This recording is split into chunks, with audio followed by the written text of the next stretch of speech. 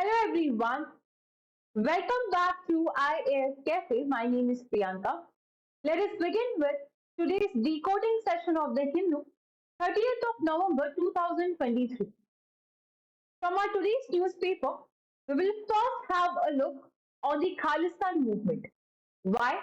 Because आपके newspaper में सबसे पहला ही न्यूज़ ये आया है that US has alleged India for targeting a Khalistani terrorist which is US based. मालूम इस पूरी कहानी में खालिस्तानी मूवमेंट क्या है, खालिस्तान ग्रुप क्या है, इसको हम समझेंगे. And then we will be talking about the red coal mining. Third would be the social justice, sexual education, and the need of our times, and then women in the politics. So these are the topics of discussion जो कि आज हम करने वाले हैं. Let's begin with first thing, that is the Khalistan movement.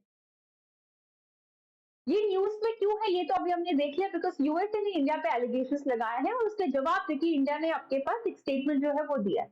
हमारे यहाँ discussion होगा खालिस्तान मूवमेंट को लेके. इंडिया और पाकिस्तान में जो आपके पास पंजाब है, इस रीजन से जो सिख कम्युनिटी के लोग हैं वो चाहते हैं कि हमें एक independent separate sovereign Sikh state बना दिया जाए, because this is the reason जहां पे सिख कम्युनिटी के लोग बहुत ज्यादा है. ठीक, तो first of all the Khalistan movement is a fight for a separate sovereign state in the present day Punjab, both India and Pakistan. The movement was crushed in India by Operation Blue Star जो कि 1984 में launch हुआ था, operation black thunder 1986 और 88. But आज भी ये continue है जहां पे यूके, कनाडा, ऑस्ट्रेलिया, जहां पे सिख कम्युनिटी के लोग ज्यादा है. तो इस पूरा जो खालिस्तान मूवमेंट है इसका ओरिजिन कैसे हुआ, क्या इसका टाइमलाइन रहा है, वो एक बार हम समझ लेते हैं. इंडिया यानी कि भारत जब आजाद हो रहा था तो वो एक बहुत बुरी कंडीशन पे हो रहा था कि इसका विभाजन होगा, right. That India's partition was happening, which ultimately led to the formation of two different countries, that is India and Pakistan. तो जब इसका पार्टीशन हो रहा था, the origin of the movement have been traced back to the India's independence and subsequent partition along the religious line. तो जब ये partition हो रहा था, यहाँ पे रिलीजन को बहुत बड़ा एक मुद्दा बनाया गया पार्टीशन के टाइम पे. इंडिया और पाकिस्तान दोनों में पंजाब जो है वो भी बट गया. जब पंजाब प्रोविंसेस है, प्रोविंस था जो कि इंडिया और पाकिस्तान में बट गया, यहाँ पे सबसे बुरे वर्स्ट लेवल के कम्युनल दंगे, फसाद, वायलेंस देखे गए. कितने मिलियंस ऑफ रेफ्यूजीज जनरेट हुए जिनको अपना घर बार छोड़ के, देश छोड़ के दूसरी तरफ जाना पड़ा. लाहौर जो कि कैपिटल था आपके पास सिख एम्पायर का, तो बेसिकली उस वक्त आपके पास प्रोविंसेस एम्पायर ये हुआ करते थे. तो यहाँ पे जो सिख एम्पायर था, ठीक है, यहाँ पे जो आपके पास सिख एम्पायर था, किसका था ये, महाराजा रंजीत सिंह. ठीक है, so this was of Maharaja Ranjit Singh. Sikh empire की कैपिटल थी लाहौर, जहां के राजा थे महाराजा रंजीत सिंह. वो पाकिस्तान चले गए, as did the holy site, जैसे कि आपके पास ननकाना साहिब है, the birth place of Guru Nanak, the founder of Sikhism. अब आप सोच ही देखिए कि एक बहुत ही सुंदर जगह, एक बहुत ही सुंदर रीजन था जहाँ पे कम्युनिटी रह रही थी, सिख कम्युनिटी, एक सिख एम्पायर था. लेकिन जब बंटवारा हुआ, इंडिया और पाकिस्तान दो देश बन गए. अब इस बंटवारे के चलते हुए ये एक सिख एम्पायर जो कि कम्युनिटी की बेसिस पे था, इसका बंटवारा हो गया. लाहौर के जो राजा थे वो पाकिस्तान की तरफ चले गए, और जो होली साइट है जहाँ पे सिख कम्युनिटी अपनी पूजा करते हैं या फिर जो भी उनका धर्म होता है, जिस तरह से वो उसको निभाते हैं, जो होली साइट है वो पाकिस्तान के टेरिटरी में आ गई. जैसे कि आपके पास नानका साहिब का आपके पास गुरुद्वारा है जहाँ पे आप बर्थ प्लेस है गुरु नानक की, फाउंडर ऑफ सिखिज्म, वो पाकिस्तान की तरफ चला गया. तो यहाँ से अब झगड़े होने लगे. एक ऑटोनोमस पंजाब स्टेट की डिमांड आई कि भाई हमें एक ऑटोनोमस पंजाब स्टेट जो दे दिया जाए. जो पॉलिटिकल स्ट्रगल था for greater autonomy began around the time of independence with the Punjabi Sabha movement for the creation of a Punjabi speaking state. कि वो एरिया जहाँ पे लोग पंजाबी बोलते हैं, जहाँ के लोग पंजाबी हैं, वहां पे उनको एक अलग स्टेट दे दिया जाए, एक ऑटोनोमस इंडिपेंडेंट स्टेट जो है वो दे दिया जाए। 1966 में बहुत सारे प्रोटेस्ट करने के बाद Punjab was reorganize to reflect the Punjabi Sabha demand. The erstwhile Punjab state was trifurcated into the Hindu-speaking Hindu majority states of Himachal Pradesh and Haryana and Punjabi-speaking Sikh majority Punjab. फिर आता है आनंदपुर साहेब रेजोल्यूशन 1973 का समय था, so this was the time of 1973। यहाँ पे आता है आपके पास अकाली दल, जो कि सिख मेजोरिटी पंजाब में मेजर फोर्स हुआ करती थी। उन्होंने एक डिमांड की लिस्ट जो है निकाली, which will guide the political path among the others, जिसमें था आपके पास आनंदपुर साहेब रेजोल्यूशन। पहली डिमांड क्या थी कि पंजाब को एक ऑटोनोमस स्टेट का दर्जा दिया जाए। They identified the regions that would be part of a separate state and sought the right to frame its own internal constitution. Well, Akali themselves repeatedly made it clear that they were not demanding the secession from India for the Indian state. The Anandpur Sahib resolution was of grave concern. फिर आता है भिंडरवाला। ये कौन थे भाई?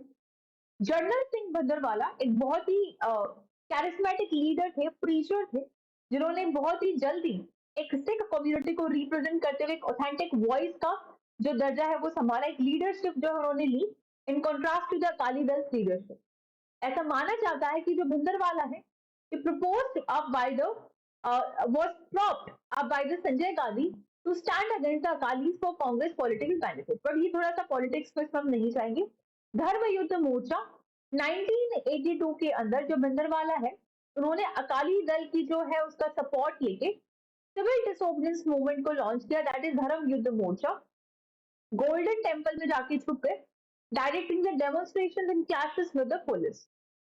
The movement was geared towards a demand first articulated in the Anandpur Sahib resolution, which addressed the concerns of state's rural Sikh population.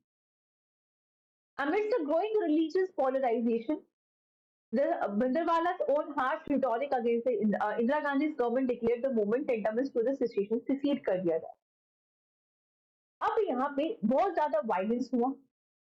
इसको देख के इंदिरा गांधी जी जो उस वक्त की लीडर थे, प्राइम मिनिस्टर थे, उन्होंने बोला इस मूवमेंट को सिसीड किया जाए और ऑपरेशन ब्लू स्टार लॉन्च किया गया 1 जून 1984 को।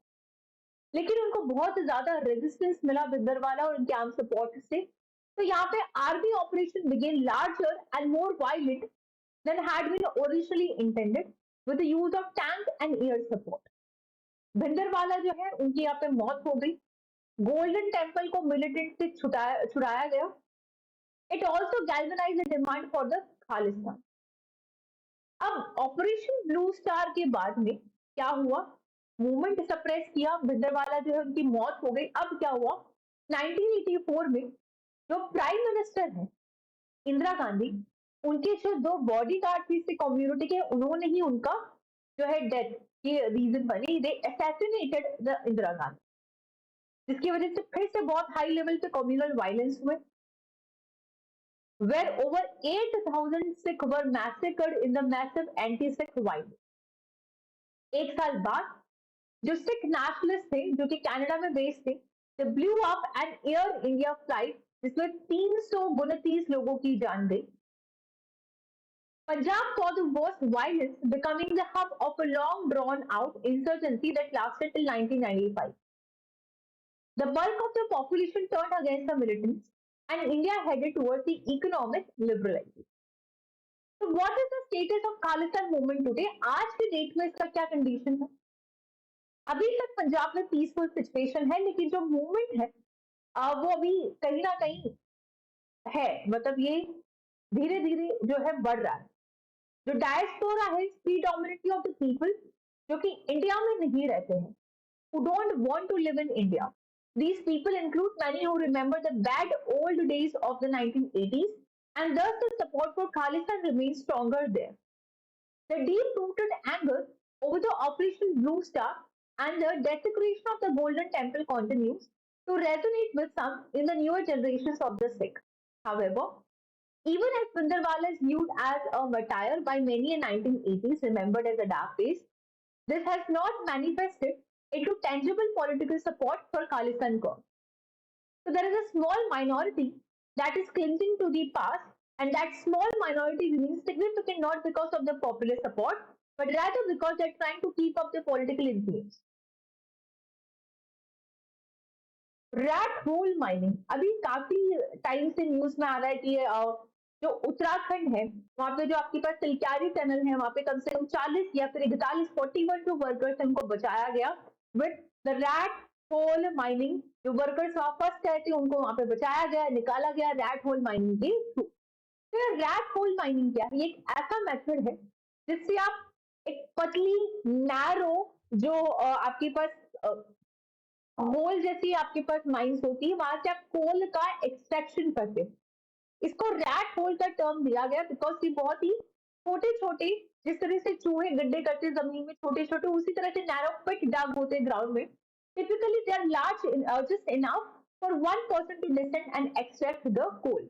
तो एक आदमी उसमें घुस सकता है, इतना ही होता है, और अंदर से आप कोल उसको एक्सट्रैक्ट कर सकते हो। एक बार अगर वो गड्ढा आपने खोद दिया, माइनर्स रस्सी के सहारे डिसेंट करते हैं या फिर बैम्बू की लेडर्स के थ्रू नीचे जाते हैं और कोल जहां पे है वहां तक पहुंचते हैं।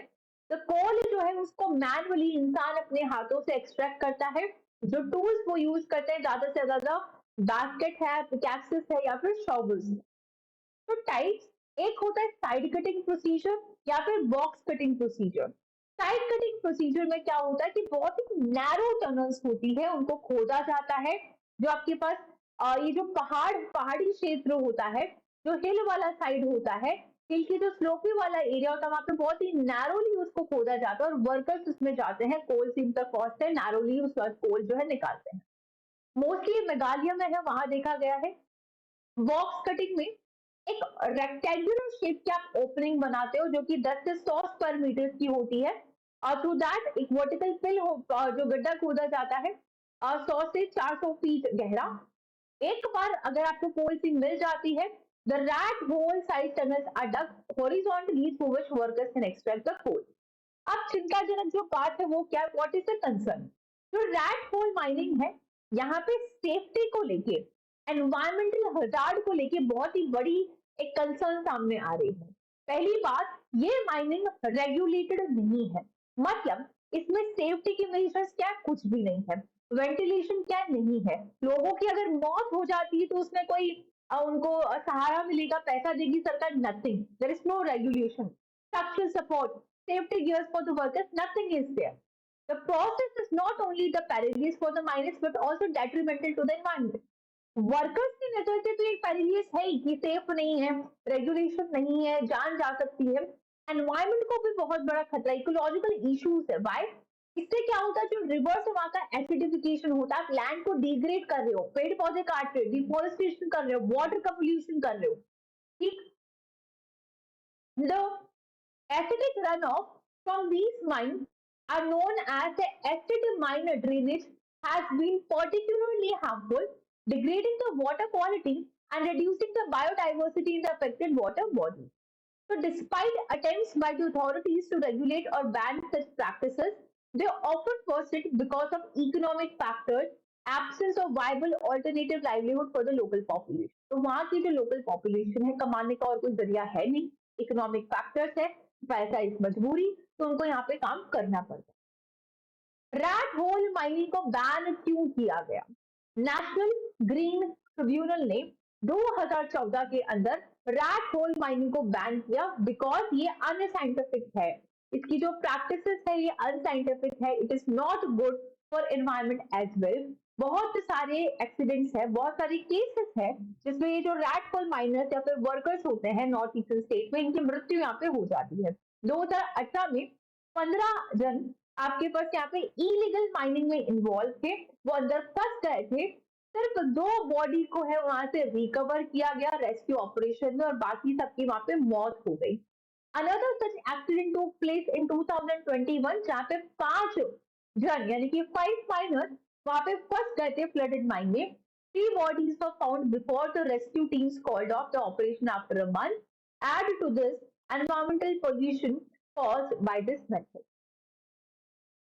However, जो स्टेट सरकार है, जो राज्य सरकार होती है, उनकी इनकम के लिए अच्छा ये सोर्स है, बट मणिपुर गवर्नमेंट ने चैलेंज किया एनजीटी को, आर्ग्यू करके कि there is no feasible mining option for the region, कि आप इसको बैन नहीं कर सकते हो, ये नॉर्थ ईस्ट की सरकार ने बोला, बिकॉज और कोई फीजिबल ऑप्शन है नहीं, हमारी रेवेन्यू इसी से आ रहा है, आप इसको बैन कैसे कर सकते हो? तो बेसिकली एक पैनल अपॉइंट किया by Meghalaya high court in 2022 and found the red hole mining continues unabated in the Meghalaya. तो एक 2017 में क्वेश्चन पूछा गया कि in spite of the adverse environmental impact जो कोल माइनिंग है आज भी इनएविटेबल है फॉर डेवलपमेंट, इसको आप डिस्कस करें। ठीक, अब आते हैं हमारा next topic, that is social justice, sexual education, need of our times. पढ़ाई का मतलब सिर्फ फिजिक्स केमिस्ट्री बायोमैथ्स पढ़ लेना नहीं है, समाज को पढ़ना, आपकी सोसाइटी को पढ़ना, ये बहुत ही बड़ा एक जस्टिस लेवल पे कल्याण हो रहा है, that is social justice, sexual education. आज की अगर दुनिया की बात करें, इंडिया की बात करें, हमारी सोसाइटी में दो बड़े मुद्दे जिससे सब लोग जूझ रहे हैं, वो एक कास्ट और जेंडर है। जेंडर बोले तो मेल और फीमेल में भेदभाव, भेदभाव का मतलब होता है equal opportunity, gender based role नहीं होना चाहिए। कास्ट की हायर कास्ट, लोअर कास्ट, वैदिक समाज, अर्ली वैदिक टाइम, द लेटर वैदिक टाइम, उसमें होता था कि चार होते थे, ऋग्वेद है, ये वेद है, वो वेद है, जिसमें हायर कास्ट होते थे, अनटचेबल्स होते थे, छुआछूत होता था। अगर बाद में फिर एक्ट आया अनटचेबिलिटी में, आपको जेल में कर देंगे, उसके बावजूद अनटचेबिलिटी होती थी। आज वो समय आया है जब अनटचेबिलिटी हटी है। कास्टिज्म एक बहुत ही चलो नैरो लेवल पे हटा, बट आज भी कास्टिज्म बहुत ज्यादा 80% इंडिया में प्रिविलेज है। जेंडर जो है वो तो आप इंडिया के किसी भी कॉर्नर में चले जाइए, except few the metro cities, उसमें भी फ्यू रीजन आप बोल सकते हो, gender biasness is also privilege. तो ये जो इंटरसेक्शन है of these two social identities plays the havoc with the lives of adolescents, young adults in the Indian school and colleges.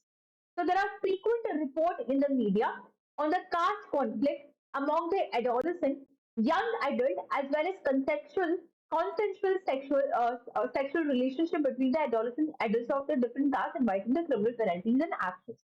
अब इस पे क्या बोल रहा है राइटर कि इंडिया के अंदर कोई कपल है अगर, एंड उसमें से कोई भी एक इंसान अगर लोअर कास्ट से है, तो आज भी समाज उसको एक्सेप्ट नहीं करता है, राइट? लाइक या तो जो छोटे छोटे गांव होते हैं वहां पे उनको मार दिया जाता है, पता भी नहीं चलता है कब क्या हुआ, पेनल्टी मिलती है, पनिशमेंट मिलता है। तो ये जो सोशल चेंज है उसको लेके एजुकेशन और सेक्सुअलिटी को जो आपके पास education, they are closely related. आपको अपने माइंड को ट्रेन करने की जरूरत है, और क्रिटिकल थिंकिंग, सोशल जस्टिस बहुत एसेंशियल है अगर आपको हेल्दी सोसाइटी में रहना है। डेमोक्रेसी यानी to the people, for the people, by the people, उसके लिए आपको एजुकेट करना पड़ेगा। ये बहुत ही मुश्किल है एक educated well functioning democratic institution create करना जहाँ पे सबको आप इक्वल राइट दे रहे हो। अरे कानून इक्वल राइट बना देगा, लॉ दे देगा। अच्छा, आज की डेट में आप बताओ ऐसा कौन सा लॉ है जो कि भेदभाव का है? वुमेन और मैन दोनों के लिए कानून बराबर है, ऐसा कोई लॉ ही नहीं है जो कि बायसनेस नहीं। बट फिर भी अगर बायसनेस हो रही है, जेंडर बेस्ड बायसनेस हो रही है, तो वो सोसाइटल माइंडसेट की वजह से है, आपकी सोच की वजह से है। तो आपको सोसाइटी में एजुकेट करने की जरूरत है, ना कि सुप्रीम कोर्ट पर प्रेशर डालने की जरूरत है कि लॉ बनाइए, लॉ बनाइए, लॉ बनाइए।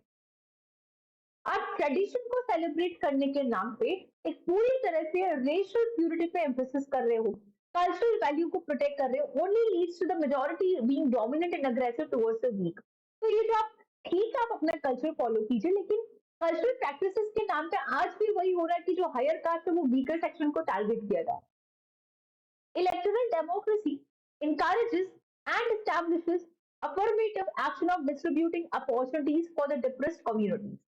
The state even criminalizes the caste and gender-based discrimination. In reality, this has little effect on destabilizing the unequal social code and discrimination in the practice. The state, as an organization, reflects the structure of society and thus makes the right of the difficult to realize. तो ये जो idea है citizenship का in the democratic society, ये demand करता है empathetic understanding होनी चाहिए of the life of the fellow citizen and critical thinking about one's own life. Enhancing the empathetic understanding of others in a modern society that contains many divisions is the only hope of sustaining the democratic institution. Education for critical thinking requires challenging our own lives, belief, and faith, and how they affect the lives of others in complex world. This is what education is supposed to aim and achieve. Children क्या करते हैं generally, बड़े लोग elders की तरफ देखते हैं मदद के लिए. पेरेंट्स और जो एल्डर लोग हैं वो बच्चों को कंफर्ट करने की कोशिश करते हैं, कंफर्टेबल देते हैं, फैसिलिटी देते हैं. बच्चों को ऐसा लगता है कि अब वो दूसरे पे कमांड करते हैं, जबकि होना क्या चाहिए, हमें हमारे बच्चों को ये सिखाना चाहिए कि आप सेल्फ हेल्प में बिलीव करो, लेकिन अगर आपको किसी का मदद चाहिए तो वो वीकनेस नहीं है. No one is perfect. We all are vulnerable in more than one way. Rather आपकी जो वीकनेस है, it is something to be recognised, is inevitable. अगर आप मदद मांग लो, that is not a point of shame. Helping एक responsibility है that makes us more human and social. So as a child enters adolescence, he realizes that vulnerability is not only because of one's physical fragilities, but also because of social and economic settings of life. So recognizing this aspect of vulnerability is a key step in attaining the social justice. Education should remove the narcissistic tendencies that we may develop in our desire to control others, particularly women and the weak. Though education घर पे शुरुआत होती है, school से पहले बच्चे अपने माँ बाप से सीखता है, अपने आसपास के वातावरण से सीखता है. लर्निंग एक एब्स्ट्रैक्शन है, एक एक्टिव लर्निंग आपके पास स्कूल में जो है वो चालू होती है. ह्यूमैनिटीज हमको एक इंटेलेक्चुअल ट्रेनिंग देता है to accept the ideas and also search for the alternative ideas. While society may create ideas that are in conflict with the ideas imbibed from school, it is the continuous engagement of this conflict that demands critical thinking, which in turn invites a daring reimagination of one's own society and relationships. Rigorous training in the logical reasoning and critical thinking creates the vision that lives in a democracy are full of reasonable disagreements among the citizens of different religion, culture, wealth, class, etc. Teachers का बहुत important role हो सकता है social justice को enable करने के लिए. Teachers को ये समझने की जरूरत है कि आपको सोशल जस्टिस एजुकेशन को एक्सेप्ट करना बहुत जरूरी है. टीचर जो है एब्सेंट हो रहे हैं, बच्चों को ब्लेम कर रहे हैं कि हम नहीं पढ़ा पा रहे हैं, आपको टीचर्स पे बहुत ज्यादा इंडिया में फोकस करने की जरूरत है. डिफरेंट येट वाइटल एजुकेशन, बहुत देखो सेक्सुअल एजुकेशन, आप में से कितने ऐसे लोग हैं जिन्होंने सेक्स के बारे में इंटरनेट या अपने ही एज ग्रुप, अपने ही लेवल, अपने ही माइंडसेट की लेवल से आपको सेक्स के बारे में सुनने को मिला है. जबकि होना क्या चाहिए, आपके जो बड़े हैं, जो एक्सपीरियंस है, जो टीचर्स, जो पेरेंट्स, जो एल्डर्स, जो सिबलिंग्स, आपको उनके द्वारा सेक्सुअल एजुकेशन मिलना चाहिए. बट क्या होता है, आप इंटरनेट से जो आपको जैसा समझ में आता है, you inculcate that thing about the sex, और you talk with your friends जो कि आप ही के माइंडसेट पे है अभी.